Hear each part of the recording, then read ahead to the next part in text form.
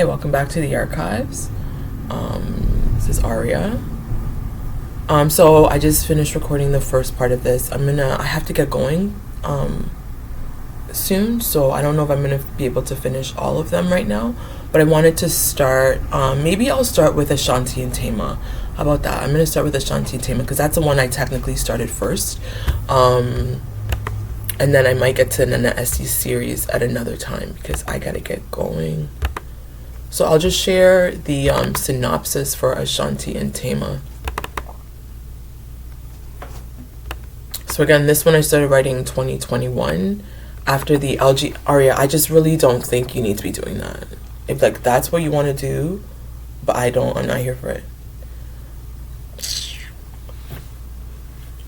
I started writing that one in 2021 after the Ghanaian government said they were coming up with the LGBTQ ban. So that one basically is me. I was thinking, how did I come up with this? I was thinking about what would I look like in a relationship. I haven't dated in over decades. I actually never really dated. I talked to people. I can't say I've had a boyfriend. I can't say I've definitely never had a girlfriend. No, nobody out there saying that they've ever dated me. I've never dated anybody. I've talked to people, but until you ask me, can you be my girlfriend? Nobody's ever asked me, Arya, nobody's ever asked me to be their girlfriend. So I've never been anybody's girlfriend. Big age of 40, I've never been anybody's girlfriend. I don't want nobody out there telling me people that like we've never dated. I've talked to people, absolutely. I've had situationships, 100%. But I personally have never dated anyone. So this book was me trying to figure out what would I look like in a relationship. Also, I saw somebody today, I think it was Christabel. Aria, man, she just be doing shit. Like, you're talking about somebody who just be doing shit. This cat just be doing shit. Why would you do that, Aria? Now I don't even know what she did. 1 second. Okay, sorry. I don't even know where I left off. Oh, I wanted to see what I would be like in a relationship. So that was my dream, right? Like, just my meditation, my dreams. What would I look like if I was to date somebody? And what would it look like to date a woman, right? Would it look like to date a woman as a bisexual who's only ever dated men? Again, never really, not dated. Dated is a term I use loosely. I've never dated. I've gone on one date and it wasn't even really a date. It was a business thing. And that was the first and last. And that was 2012. So again, Dorothy never dated. She doesn't date. She's never been on a date. Would not call that a date. It was a business meeting turned. But I wanted to see what would I look like in a relationship. And I kept on seeing myself, especially when it was with a woman, I kept on seeing myself getting everything I ever wanted. But I was self-sabotaging. Right? I was the one that was like fumbling, and I was like, oh, this is problematic. But it was still very healthy. Like, they have a really healthy relationship for the most part.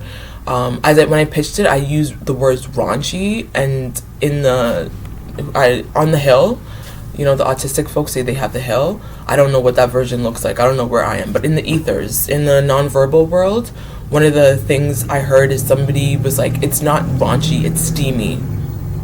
And I appreciate that, because there is a sex scene, and there are a few sex scenes in this. I think there's 3 sex scenes. One is more explicit. The other one is VR, so it's virtual, so it's not actually a real sex scene. They're not physical, and they're physical twice, but you don't really see it, right? Only one you see them. So it is steamy. I think, thank you for whoever said it's steamy. It's not raunchy. And then I also said it was messy, and they're actually not messy at all. I wouldn't call Ashanti and Tema a toxic relationship. I wouldn't call them messy. I think in the end, what happens is exactly what I see it. It's just like when you've been apart, like long distance you can romanticize things, you can fantasize, and like everything is going all well when you're separated. But when you're together and you're actually spending time, right? It's kind of like what people say healing happens in community. You can sit there and heal. It's like me. I'll be like, oh my God, I'm so elevated and evolved. And as soon as I get with other people, I'm like, girl, you have work to do, right? So that's basically what the story is. Their relationship is like so beautiful. Their families get along.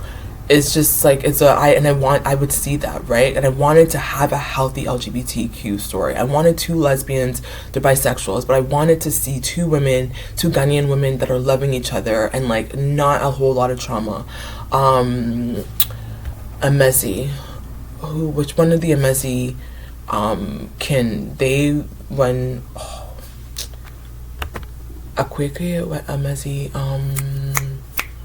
what is the book I read?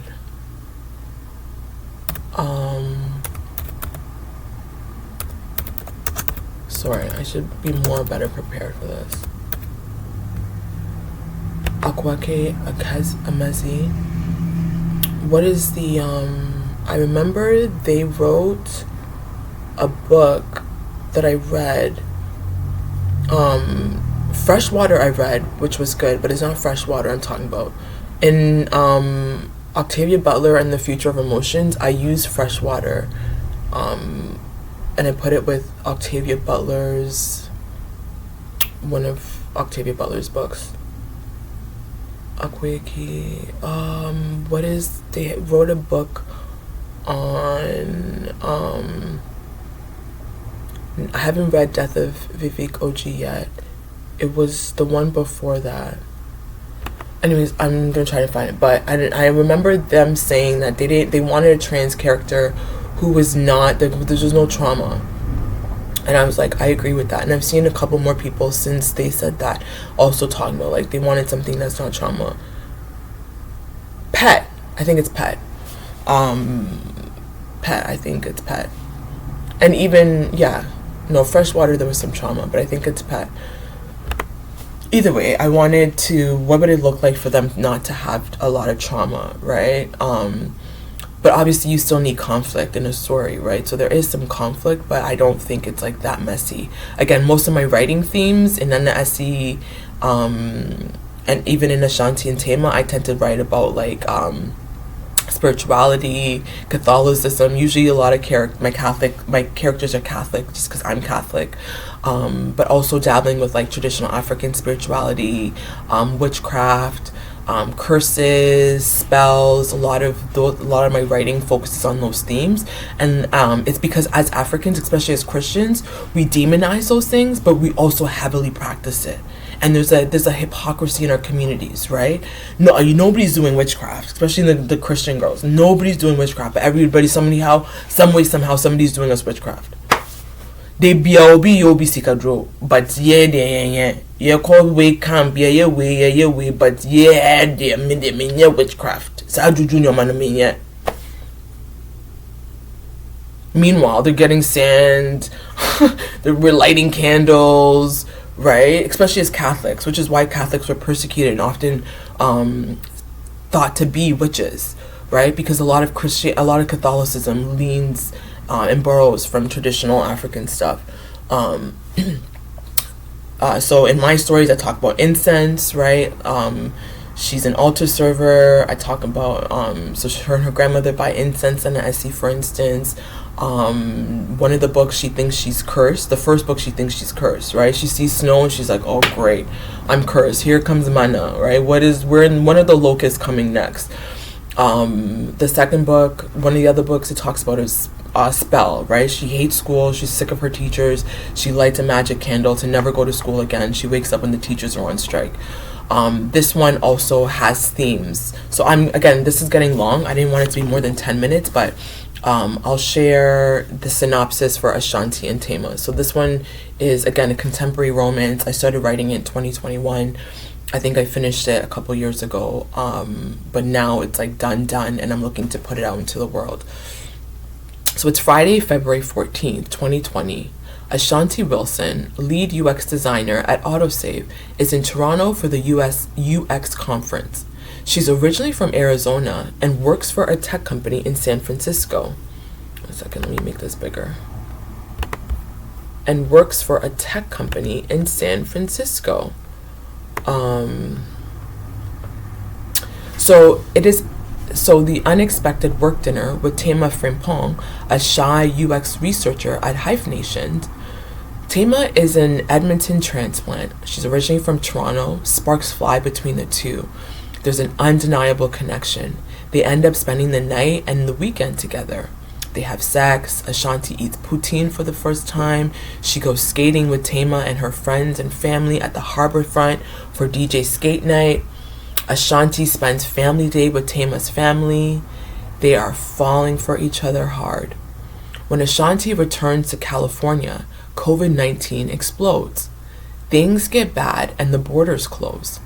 They don't see each other again for the next 2 years. Their long-distance relationship blossoms and amidst the devastating global pandemic. Ashanti and Tema build a bond that transcends borders. They have a whirlwind romance filled with love, laughter, and self-discovery. Tema officially asks Ashanti out on International Women's Day 2020.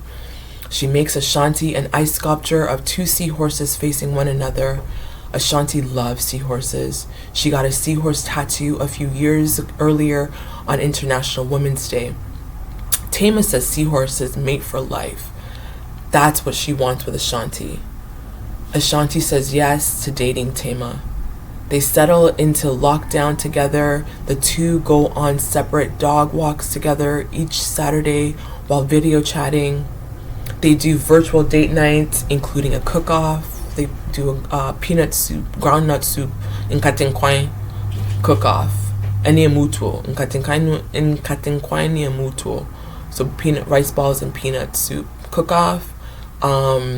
Competing with each other over geography quizzes and virtual date night sex. Their families grow close. Tema is there for Ashanti's family as they navigate her grandmother Louise's cancer and hospice care. Tema joins Ashanti's family virtually for Catholic hour at 3 o'clock. It's when they do Divine Mercy together as a family and attend online mass. Tema gifts Ashanti with a spa day for their 2nd anniversary. Everything is going great. It's not until they meet again after 2.5 years that their love is truly put to the test. On Ashanti's 35th birthday, she and Tema reunite at the Chateau Lake Louise in Alberta, Canada. While Ashanti is on her flight to Alberta, her grandmother, also named Louise, dies. Rose, Ashanti's mother, breaks the news to Ashanti and Tema as they enter their hotel room. Devastated and overwhelmed, Ashanti jumps to conclusions and does the unspeakable. She blames Tema for killing her grandmother. Ashanti says Tema did witchcraft to sacrifice one Louise for another. She calls Tema a witch. Tema, not knowing what that means, storms out of the room without a fight, leaving Ashanti uncertain about their future. Ashanti leaves the hotel room for some fresh air. On her way to the water, she sees people lined up for a shuttle bus. She joins them. The bus is going to a ski resort where the gondola ride is happening. Ashanti goes. She sees grizzly bears while on the gondola. She thinks it's a sign from her grandmother and cries while she takes a video. After the ride up, she hikes and harvests some flowers that are native to the region. When Ashanti gets back to the hotel room, Tema is still gone. Ashanti connects to Wi-Fi and talks with her family via the family group chat. They tell her that Ashanti's grandmother made her a birthday video before she passed away. Ashanti asks her mom to send her the video. Her mom does. When Tema gets back to the room, Ashanti apologizes right away. She says, "I don't know what happened. I'm so sorry," right? She acknowledges how problematic it is, how she was anti-African. But she also says, like, if we can talk about this after the weekend, that would be really great, right? So they agree to revisit the accusations after the weekend is over. Tema joins Ashanti in the tub. They watch Grandma Louise's video. The two cry and comfort one another in the tub. The next day, they paddleboard on Lake Louise after repairing their relationship. They vow to one day visit the snow-capped mountains in South Africa. It's something Grandma Louise would have wanted.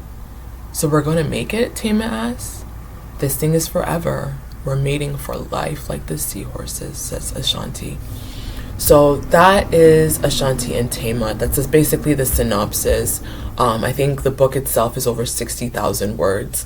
So yeah, that's what I just wanted to share. One of the writing projects I've been working on for the last 4 years, right? It's taking over 4 years. We're going on 5 years now of writing this. So yeah, that's ASHANTI and TEMA, and some of the reasons why I'm currently pitching that to publishers as well as agents. If you know anybody that's interesting, or if you think interested in publishing something like that, let me know. If that's a book you would like to read, let me know. If it's not, like I said, I think it was Christabel was like, I find romance boring. Yeah, great, right? We're all entitled to our own opinion. So there are people who are like, I don't do romance. Definitely not LGBTQ romance. Definitely not one about witchcraft, right? So it's not for everybody. I'm not for everybody. That's perfectly okay. I understand that. But if I am for you, let me know. If this is a book that resonates, let me know. But yeah, that's all I wanted to share. Is one of the projects. I have to get going now, so I can't share the other pitches. But I will be back within the next couple episodes to talk about the trilogy plus the encore twist. So that's an Anna Essie series, which is the auto fiction that's loosely based on my life story. So I'll get to that one in the next videos, okay? Until next time, in solidarity.